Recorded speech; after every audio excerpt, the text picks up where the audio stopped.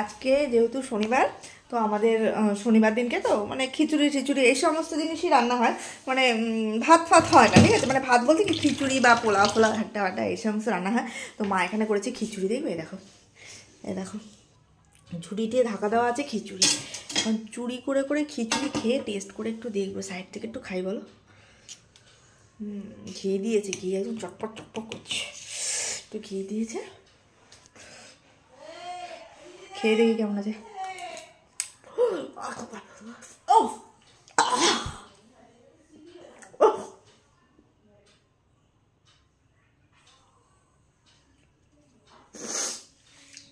একে বলে চুরি করতে নেই, জিভ পুড়ে গেছে পুরো,